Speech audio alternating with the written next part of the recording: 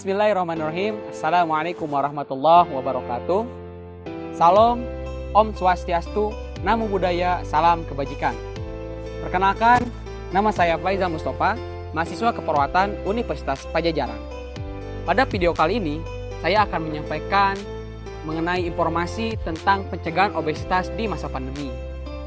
Kejadian COVID-19 di Indonesia masih terus terjadi, bahkan terjadi peningkatan yang signifikan dan mengakibatkan adanya berbagai tantangan. Salah satu tantangan di masa pandemi adalah terganggunya aktivitas fisik di luar rumah yang diakibatkan adanya pembatasan aktivitas di luar rumah atau WFH. Kemudian studi menurut Pamungkas dan Wahyuni tahun 2021 menjelaskan bahwa terjadinya penurunan aktivitas fisik yang disebabkan adanya karantina atau WFH dan menjadi faktor risiko terjadinya obesitas di masa pandemi. Kemudian studi lain juga menyebutkan bahwa terdapat faktor risiko yang terjadi di masa pandemi terjadinya obesitas adalah kekurangan tidur, kemudian makan yang tidak terkontrol, kemudian makan camilan yang ini menjadi suatu kebiasaan yang sangat buruk dan mengakibatkan terjadinya obesitas. Kemudian berbagai pakar juga menyebutkan bahwa orang yang obesitas ini akan rentan tertular COVID-19. Penasaran dengan informasi yang lebih jelasnya? Mari kita simak cuplikan berikut ini. Dirjen Organisasi Kesehatan Dunia WHO mengatakan pandemi COVID-19 masih jauh dari kata selesai. WHO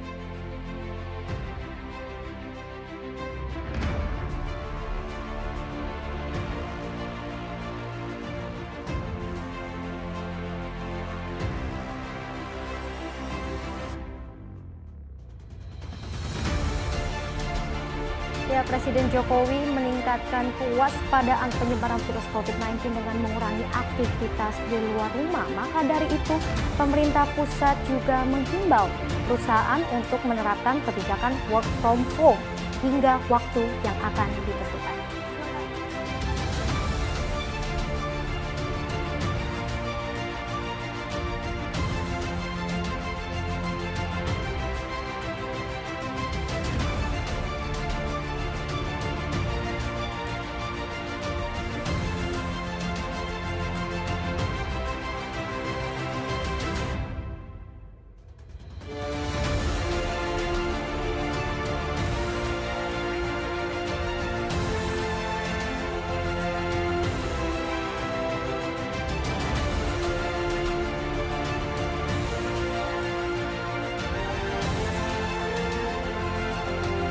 Bahwa berdasarkan hasil riset didapatkan bahwa ini bukan hanya di Indonesia saja.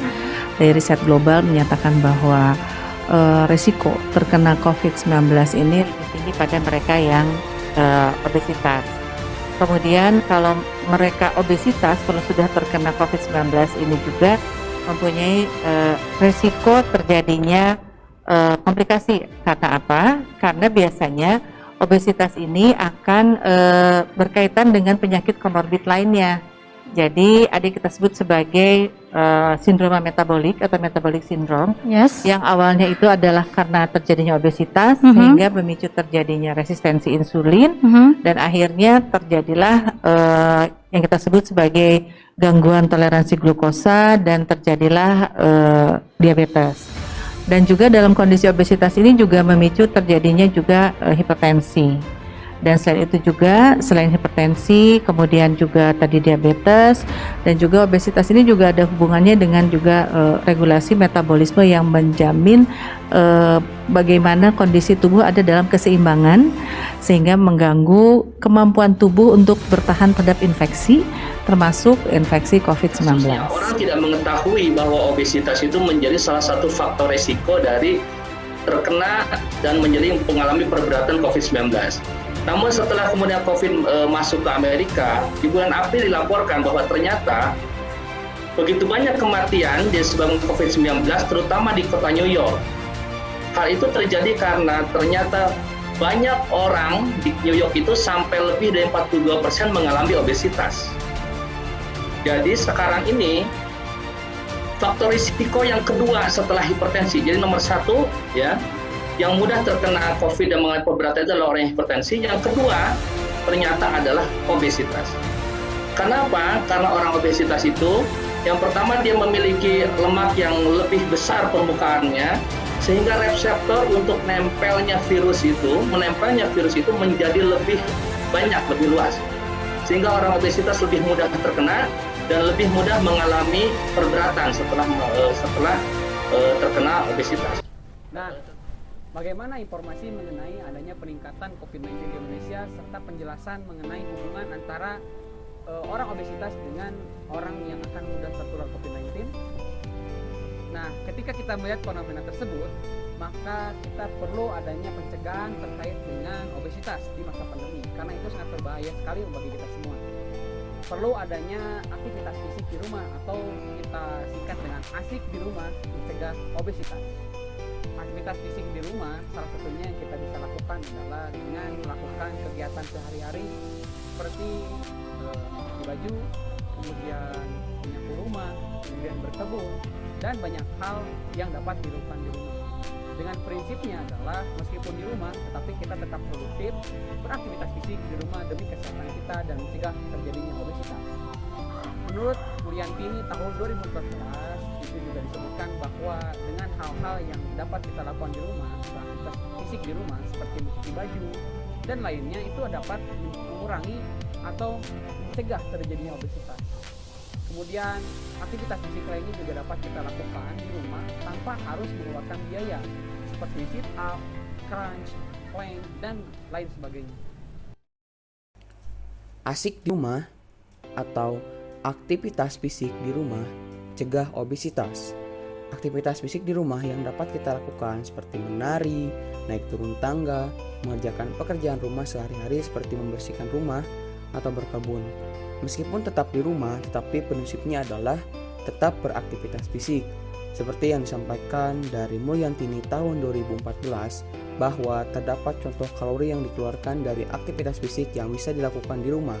Di antaranya, cuci baju itu sebanyak 3,56 kilokalori per menit, kemudian mengemudi mobil sebanyak 2,80 kilokalori per menit, kemudian mengecat rumah sebanyak 3,50 kilokalori per menit, kemudian memotong kayu sebanyak 3,80 kilokalori per menit, kemudian menyapu rumah sebanyak 3,90 kilokalori per menit, kemudian jalan kaki dengan kecepatan 3,5 mil per jam, ini mengeluarkan 5,6 sampai 7 kilokalori per menit, kemudian mengajar ini mengeluarkan 1,70 kilokalori per menit, membersihkan jendela 3,70 kilokalori per menit, berkebun 5,60 kilokalori per menit, kemudian menyetrika 4,20 per menit.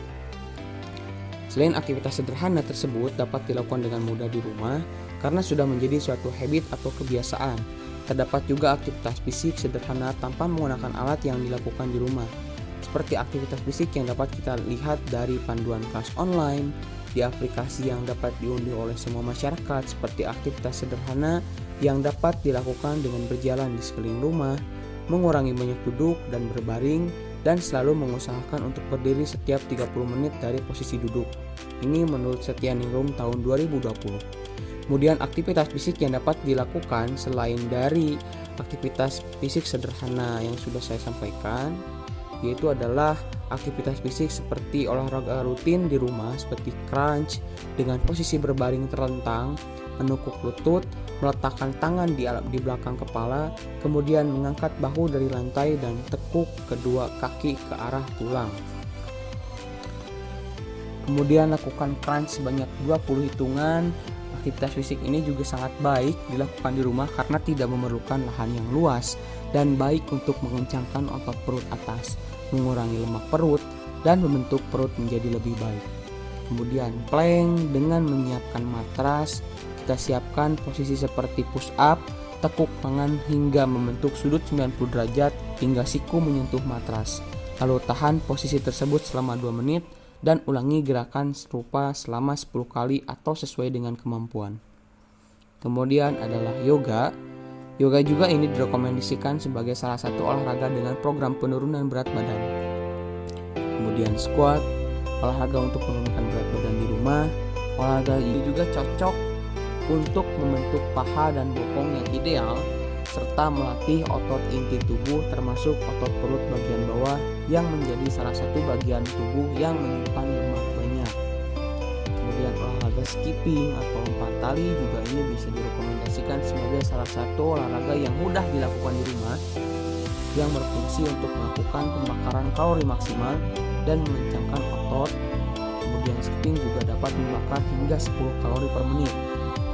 Selain dari aktivitas fisik yang sebelumnya, aerobik juga bisa dilakukan, diantaranya seperti aktivitas olahraga aerobik juga berfungsi dalam menurunkan berat badan dengan cara berjalan di rumah, latihan kekuatan, melakukan peregangan, dan latihan keseimbangan.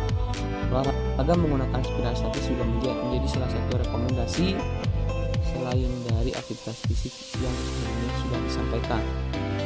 Di samping aktivitas fisik, perlu diiringi dengan asupan makanan yang sehat dan kaya nutrisi. Menjaga pola istirahat dengan baik untuk memaksimalkan program penurunan berat badan mencegah obesitas. Mungkin itu yang bisa saya sampaikan.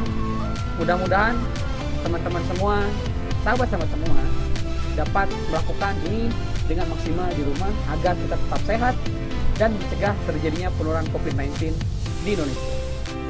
Sekian dari saya. Wabillahi taufiq wal hidayah. Wassalamualaikum warahmatullahi wabarakatuh.